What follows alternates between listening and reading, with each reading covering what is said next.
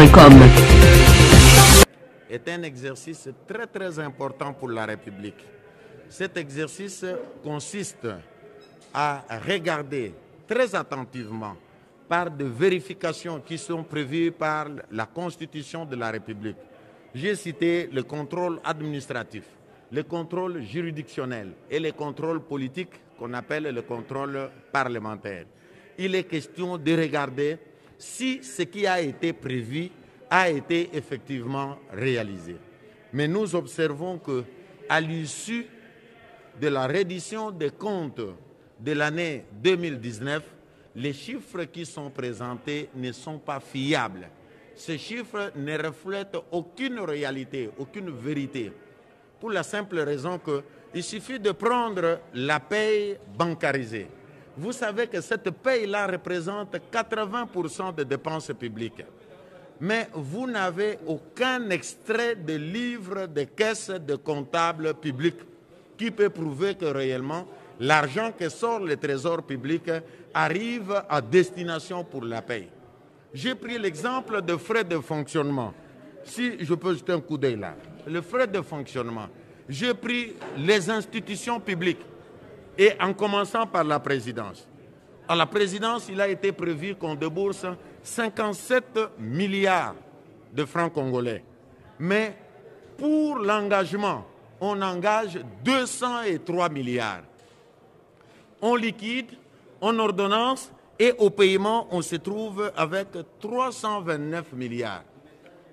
Vous comprenez que la loi, en ce moment-là, perd tout son sens. Parce que la loi budgétaire, ce sont des prévisions. Et on élabore le budget exactement pour permettre de suivre pas à pas l'évolution de la gestion. Mais lorsqu'on prévoit 57, on ordonnance 203 et qu'on paye 329, ça n'a plus de sens. Alors, à quoi sert le budget en ce moment-là?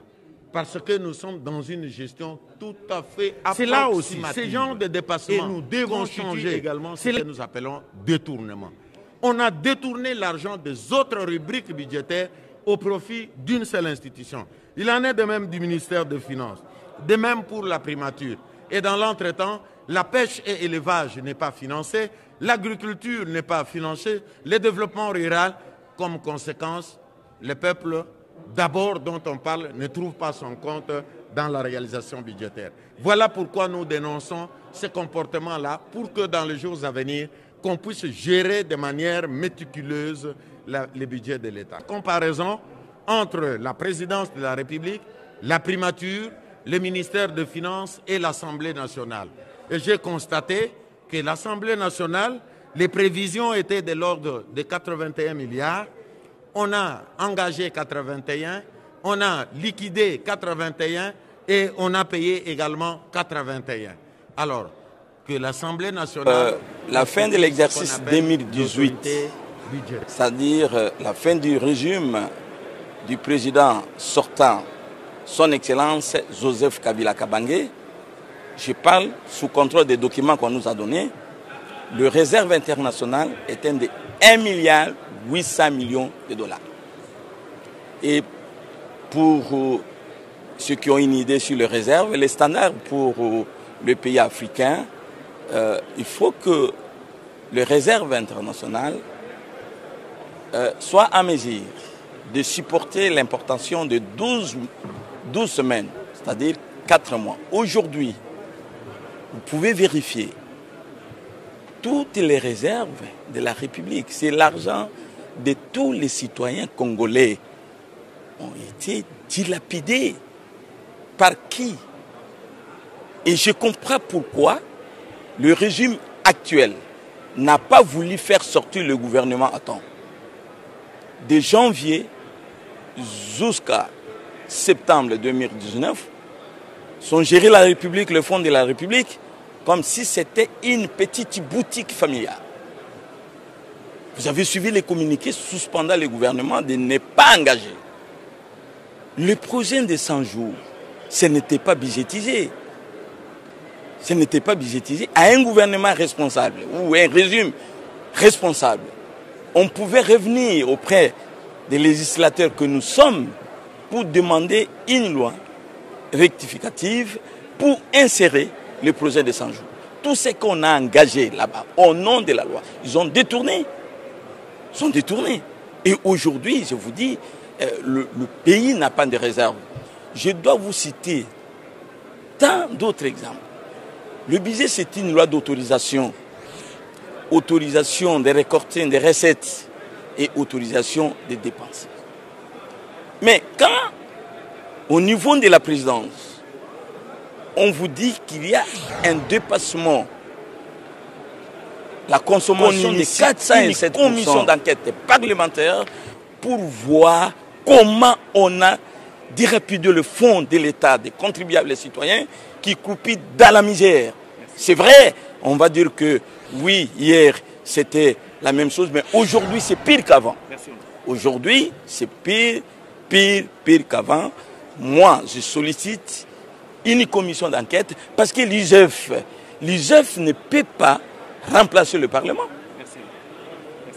Je crois que le peuple doit être témoin pour voir comment le pays est géré. Le pays est mal géré, je ne sais pas si nous sommes. Qu'est-ce qui nous reste encore si on épouse les réserves internationales? La loi sur la reddition des comptes, c'est pratiquement le miroir de ce qui a été fait au budget passé, l'exécution du budget passé.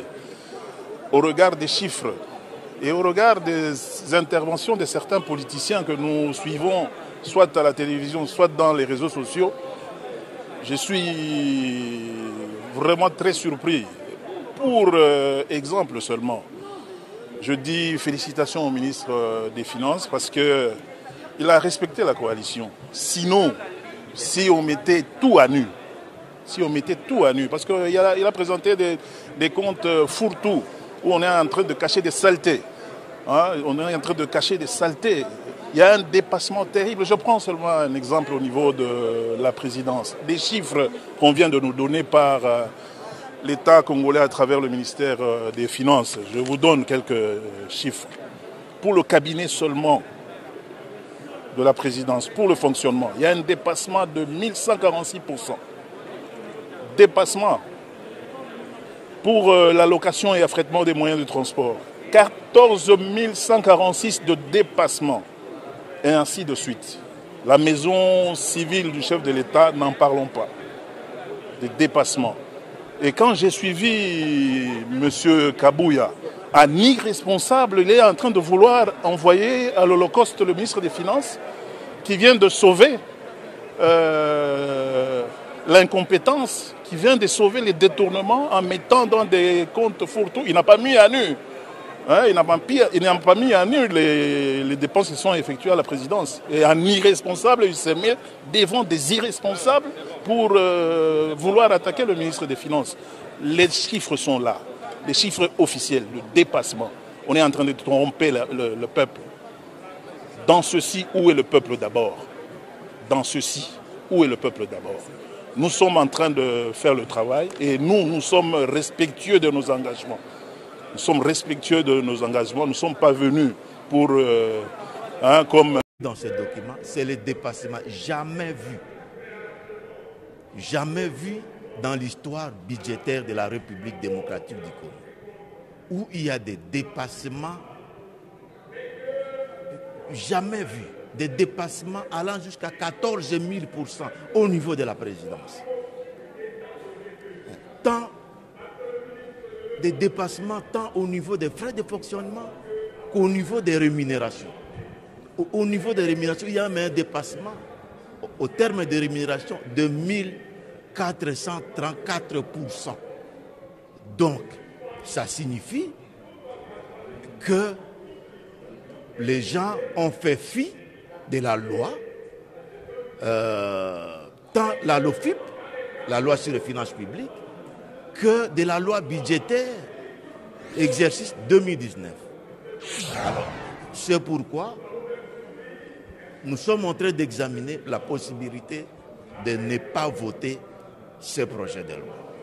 Carrément ouvrir une commission d'enquête auprès du gouvernement pour savoir comment est-ce qu'ils ont dit utiliser ces gros montants sans l'autorisation de l'autorité budgétaire que nous sommes et qui a utilisé et ces différents montants ont été utilisés pour quelle fin, et prévoir des sanctions. Nous devons sanctionner parce que les lois que nous votons, c'est pour que ça soit exécuté. Et la loi elle-même prévoit les sanctions au cas de non-exécution. Voilà pourquoi nous nous réservons par rapport à la recevabilité et au vote de ce projet de loi qui nous amène des réalités vraiment scandaleuses. C'est de la désolation. Nous savons que le ministre des Finances ici, le gouvernement Ilungamba, ils sont entrés en fonction 7 mois après.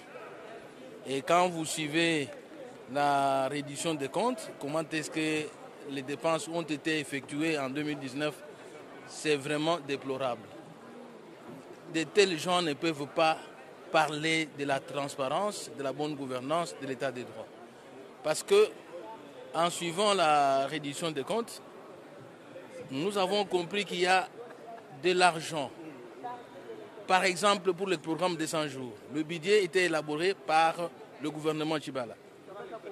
Et il y a eu un programme qui n'est pas passé par la représentation nationale, donc le Parlement. Un programme de 100 jours présenté dans la rue, devant les militants. Et ce programme de 100 jours vient sur un programme, sur un budget qui était déjà élaboré et où il y avait des projets inscrits dans ce budget-là. Maintenant, pour avoir des fonds pour financer ce programme, il fallut qu'on vienne demander des crédits pour financer ce programme au Parlement. On ne l'a pas fait. Il y a eu les réserves de la Banque centrale, les réserves d'échange, 1,2 milliard, dont 1 milliard sont entrés dans le programme là, de 100 jours, dont on ne connaît pas ni les affectations. Donc il y a donc une conséquence négative parce que le comptable, l'argent qu'il dépense, c'est l'argent du Trésor. Et quand l'argent vient de l'extérieur, qui n'est pas l'argent du Trésor, il y a un dépassement au niveau de l'exécution. On a constaté les dépassements de plus de 100%, de 1000%, par exemple au niveau de la présidence de la République. Et tout ça, on ne peut pas parler de la bonne gouvernance. Ce sont des personnes qui doivent se taire, tout simplement. Et le déséquilibre des finances est arrivé au moment où il y a eu ces réserves de la Banque centrale qui ont été dépensées, qui ont été dilapidées. 1 milliard ont disparu. Comme vous le savez, je me suis présenté aujourd'hui devant l'auguste Assemblée nationale pour présenter le projet de loi de reddition des comptes de l'exercice 2019. Comme je l'ai dit, c'est vrai que notre gouvernement est entré en exercice à partir du mois de septembre, mais au nom du principe de continuité, c'est un devoir qui nous incombe. Et donc c'est à ce titre-là que j'étais venu. Deuxièmement, vous le savez, le projet de loi de reddition des comptes qui doit rendre compte de ce qu'on a fait du dernier exercice clos est un impératif et une sorte de préalable avant de présenter le projet de loi des finances de l'exercice qui va venir, donc en l'occurrence 2021. Et donc je fais cet exercice avant que son Excellence Monsieur le Premier ministre vienne présenter le projet de loi de l'exercice 2021. Alors, les grandes lignes, disons que le budget 2019 a été exécuté pratiquement en équilibre, aussi bien en recettes qu'en dépenses. Il a été fustigé un certain nombre de dépenses importantes, donc des dépassements, voulais-je dire, donc importants, notamment liés à un certain nombre de projets qui ont été exécutés alors que non budgétisés, ou budgétisés mais exécutés à un niveau extrêmement élevé. Mais nous avons trouvé des réponses appropriées pour apporter aux élus du peuple. Et maintenant donc le projet passera au niveau de la Commission économique et financière pour que les différentes sous-commissions puissent les examiner durant un délai de 7 jours qui a été imparti par le bureau.